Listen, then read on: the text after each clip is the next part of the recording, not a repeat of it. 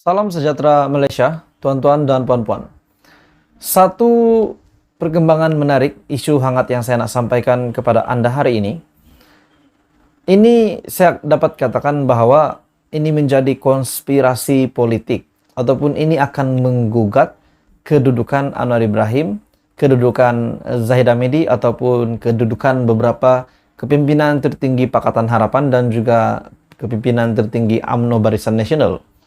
Satu berita yang saya lihat sangat mengejutkan isu ini berkaitan dengan bekas pembantu Anwar tanding Exco Pemuda UMNO. Adakah ini akan menimbulkan beberapa kemelut lagi setelah bekas pembantu Anwar bertanding Exco Pemuda UMNO? Saya boleh katakan bekas pembantu Anwar ini adalah salah seorang yang mungkin rapat dengan Anwar Ibrahim disebabkan beliau pernah menjadi pembantu Anwar. Bekas pembantu kepada Anwar Ibrahim yaitu Rahimi Osman mengumumkan akan bertanding jawatan Exco Pemuda UMNO. Rahimi yang juga ahli UMNO bahagian Temerloh berkata dia mengambil keputusan untuk bergerak aktif dalam Pemuda UMNO bagi memastikan sayap parti itu menjadi satu suara yang berani dalam parti dan memperjuangkan isu-isu rakyat.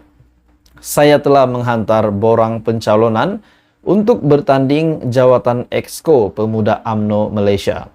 Walaupun UMNO membentuk kerajaan perpaduan, namun Pemuda UMNO harus meneruskan peranan sebagai ejen semak imbang kepada kerajaan, seperti yang dilakukan oleh pemimpin pemuda sekarang. Jadi tuan-tuan dan puan-puan, adakah ini kalau ini benar, adakah ini satu lagi lantikan yang mengejutkan Datuk Seri Anwar Ibrahim sekiranya beliau akan benar-benar dipilih, yaitu Rahimi Osman benar-benar akan dipilih untuk menjadi ataupun salah satu yang akan menjawat jawatan Exco Pemuda UMNO. Adakah ini bakal menjadi satu melantikan yang paling besar di dalam UMNO yang mengejutkan Datuk Seri Anwar Ibrahim? Rahimi pernah terlibat dalam PKR dan menjadi pembantu Anwar pada tahun 2007 dan 2008. Dan pada tahun 2010, dia mencuri tumpuan apabila mendakwa Ketua Penerangan PKR ketika itu, Latifah Koya, dan juga Ketua Pemuda PKR Kedah, Saiful Izham Ramli, memaksanya untuk membuat dua laporan bersumpah pada tahun 2008. Dan dalam laporan polisnya, Rahimi mendakwa akuan bersumpah berkenaan dipindah kandungannya untuk memalip dan memfitnah Perdana Menteri ketika itu, Najib Razak, dan istrinya Rosma Mansur dalam kes liwat yang membabitkan Anwar pada tahun 2008. Rahimi adalah rakan sekolah Muhammad Saiful Bukhari Azlan yang mendakwa menjadi mangsa liwat kepada Presiden PKR itu. Anwar juga menafikan dakwaan berkenaan dan mengatakan ia merupakan konspirasi politik untuk memusnahkan karir politiknya. Jadi rupanya Rahimi Osman ini bukan orang yang asing untuk PKR, untuk Anwar Ibrahim yang juga Presiden PKR pada hari ini. Jadi akhirnya bekas pembantu Anwar tanding Exco Pemuda UMNO ini satu perkara yang mengejutkan. Jadi apa komen Anda? Seorang bekas, saya boleh katakan bekas orang kuat PKR akan bertanding untuk menjadi salah satu yang menjawat jawatan Exco Pemuda UMNO. Salam sejahtera Malaysia, tuan-tuan dan puan-puan semua. Satu isu yang hangat hari ini yang saya nak sampaikan kepada Anda, satu isu yang menjadi perbualan ramai orang. Dan ini sudah pasti satu isu yang sensitif, disebabkan ini berkaitan dengan royalti minyak. Ini memang sudah menjadi satu, bagi saya, perbahasan kepada ramai rakyat Malaysia.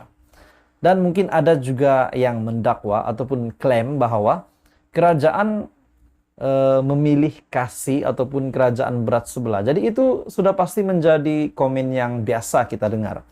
Saudara-saudara, berkaitan dengan satu jawaban ataupun satu nota daripada Dato' Sri Azalina binti Othman, Menteri di Jabatan Perdana Menteri berkaitan dengan undang-undang dan reformasi institusi. Saya mengambil maklumat ini melalui entry daripada Twitter Raja Petra bin Raja Kamarudin, di mana caption daripada entry Twitter RPK, yaitu beliau berkata, langkah pertama untuk Kerajaan Persekutuan membatalkan royalti minyak. Royalti minyak untuk negeri Terengganu dan Kelantan. Tapi negeri Sabah dan Sarawak tidak akan dibatal.